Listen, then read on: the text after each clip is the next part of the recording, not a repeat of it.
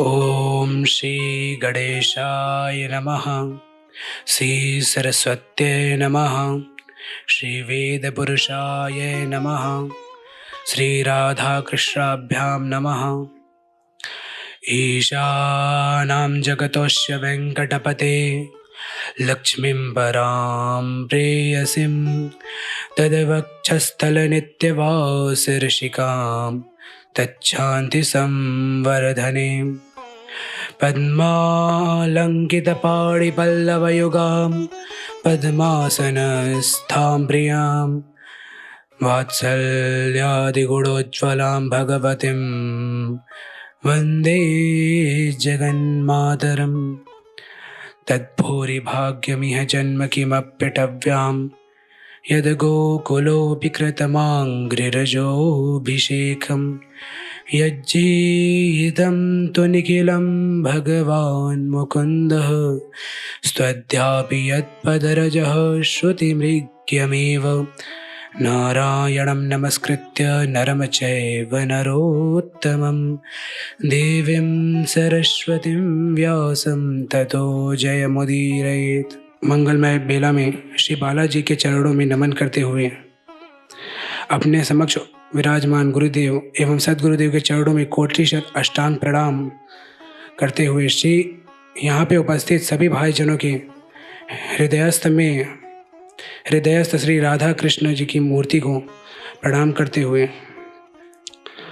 आज रुक्मिणी जी ने किस प्रकार श्री कृष्ण जी के एक एक परिहास का उत्तर दिया था उसी के प्रसंग में प्रवेश करते हैं। जिस प्रकार कल मेरे पुष्कर एवं पार्थ भैया ने आप सबको बताया था कि किस प्रकार कृष्ण जी ने परिहास किया था, फिर भी उस पर एक दृष्टि डालते हैं। प्रसंग यह था कि एक दिन कृष्ण जी बैठे हुए थे, रुक्मिणी जी उनको पंखा कर रही हैं। उनके मन में आता है चलो आज परिहास किया जाए। वह फिर उनके ऊपर परिहास करना चालू करते हैं, उनको तरह तरह की बातें बोलते हैं कि मैं तुम्हारे लायक नहीं था, तुमने क्यों मुझे वरण कर लिया, आदि आदि बहुत सी बातें बोलते हैं। यह सब सुन के रुक्मिणी जी अति चिंतित हो जाती हैं और मूर्छित हो जाती हैं। फिर जब देखते हैं इन्होंने तो भैया हम तो मजाक कर रहे थे, इन्होंने तो सीरियस में ही ले लिया। वो रुक्मिणी जी को उठाते हैं, समझाते हैं भैया हम तो मजाक कर रहे थे, आप तो सीरियस में ही ले ली। इतना कहते हैं। उसके बाद रुक्मिणी जी कहती हैं हे अरविंद, हे कमल नयन, हे पद्मनेत्राय, ये आपकी हंसी थी? अरे मेरे लिए तो यह फांसी बन गई। उसके बाद उन्होंने 15 श्लोकों में उनके बातों का कर्षण करते हुए 15 श्लोकों में अपनी बात कही है। आइए प्रथम श्लोक पर दृष्टि डालते हैं। नन्वेवमेतदरविन्दविलोचना यद्वै भवान् भगवतो सदृशी विभुम्ना क्व स्वे महिम्न्यभिरतो भगवान् श्रियधीशः क्वाहं गुणप्रकृतिरज्ञगृहीतपाद। पहले श्लोक में वो कहती हैं हे नाथ, निसंदेह मैं आपके सदृश नहीं हूँ। अरे मैं तो क्या, आपके सदृश तो कोई भी नहीं है। यद्वै भवान भगवतो असदृशी विभुम्नः, कहाँ आप अनुभूति स्वरूप निखिल लोक महेश्वर ऐश्वर्यादि गुण युक्त अनंत भगवान परम पुरुष, और कहाँ मैं आपके चरणाश्रित गुणमयी प्रकृति। क्वाहम गुण प्रकृतिरज्ञ गृहीत पाद। अरे जिसकी सेवा भी कौन करते हैं, जो अज्ञानी होते हैं, कामनाओं के पीछे भागते हैं, ऐसो लोगों से सेवित मैं और आप, यह आपका मजाक था? यह तो मेरे लिए फांसी के समान हो गया था। तो यहाँ पे हर एक बात का कर्षण करती है रुक्मिणी जी। वो कहती हैं कि सारे जगत के माता पिता तो आप ही हैं, आप ही अनादि हैं। गीता में भी 9वें अध्याय के 17वें श्लोक में कहा है पितामहस्य जगतो माता धाता पितामह। आप कहते हैं मुझे राजगद्दी का अधिकार प्राप्त नहीं है, जैसा कि कल हमारे पुष्कर भैया ने बताया भी था कि ययाति के द्वारा श्राप लगा था यदु को। इसमें वो कहती हैं कि आपके जो भक्त लोग होते हैं वह तो उसको भी अंधकार में समझकर उसको भी त्याग देते हैं, कि राज सिंहासन जो होता है उसको भी अंधकार में समझकर उसको भी त्याग देते हैं। त्वत्सेवकैर निपपदम विधुतम निप तमोंधम। और आप कहते हैं कि मुझे राजाओं के भय से डर कर समुद्र में जाना पड़ा। तो एक बात बताइए, क्या आप खारे पानी के निवासी हैं? ना, आप तो क्षीर सागर के निवासी हैं। तो ये प्राकृतिक राजा शिशुपाल, जरासंध, दंतवक्त्र आदि आपका क्या कर पाएंगे?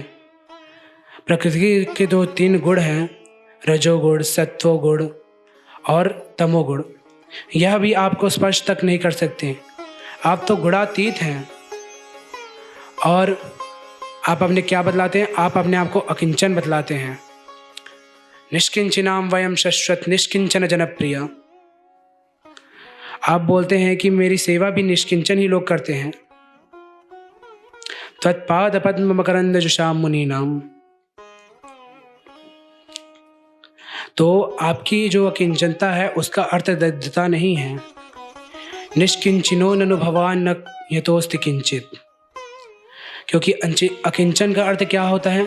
कि जिसके पास कुछ ना हो। न अस्ति किमपि यस्य पार्श्वे सः अकिंचना, कि जिसके पास कुछ न हो वह अकिंचन होता है। किंतु यहाँ पर रुक्मिणी जी ने क्या कहा है कि आप क्या हैं? निष्किंचन। जिसके अतिरिक्त कुछ ना हो वह निष्किंचन अकिंचन है। आपके लिए निष्किंचन का प्रयोग किया गया है, क्योंकि आपके पास रखने के लिए तो कुछ है ही नहीं। सत्ता किसकी है? सत्ता केवल आपकी है, बाकी सब क्या है? असत है। और आप कहते हैं कि धनाढ्य लोग मेरा भजन नहीं करते, आप उनके प्रिय नहीं हैं। किंतु वे तो आपके प्रिय हैं। जब उनकी मति सटक जाती है तो आप ही तो उनको लाइन पे लाते हैं। किसके रूप से? अपने काला स्वरूप से उनको लाइन पे लाते हैं। जब उनको अभिमान हो जाता है कि हमारे पास बहुत धन है, ये है वो है, तो सुन लीजिए, धन भी जो होता है ना, यह भी हमें क्या बोल दोषों से युक्त कर देता है। 15 प्रकार के दोष आते हैं धन से।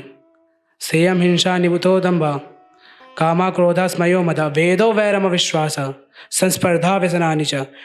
पंचानार्थम, ये जो मूल हैं, ये जो 15 दोष के कारण है, ये धन से ही आते हैं। और आपने कहा, एक बात कही थी, चलो बाकी सब तो बात हम आपकी मान लेते हैं, किंतु आपने एक वाक्य कहा था कि मुझे डर से, राजाओं के डर से जाना पड़ा समुद्र में छिपकर। तो याद कीजिए वह काल जब मेरा विवाह का प्रसंग चल रहा था, आपने केवल अपने शारंग धनुष से विद्राव्य शार्ग निनदेन जहर थमाम तो, अरे केवल शारंग धनुष से आपने राजाओं को उस प्रकार भगा दिया और अपना भाग ले लिया, जिस प्रकार सिंहो यथा स्वबलिमीश पशुन स्वभागम, कि सिंह जिस प्रकार पशु पक्षियों को अपने कर्कश नाद से भगाकर अपना भाग ले लेते हैं, उसी प्रकार केवल आपने अपने सारंग धनुष से ही अपना हमें हर लिया था। और आप कहते हैं जो स्त्रियां हमारी परायण होती है, जो हमारे पीछे आती हैं, वो दुख पाती हैं ना। यह बात तो हमें किसी प्रकार सही नहीं लग रही। आप जैसे भी रखें, हम तो रहेंगे केवल आपके ही पास। कि रुक्मिणी जी कहती हैं, दर्द की शाम हो या दुख का सवेरा, कि दर्द का शाम हो या सुख का सवेरा, हर दर्द मंजूर है अगर साथ हो तेरा। बस इतना कह के अपनी वाणी को विराम देते हैं। श्री राधे।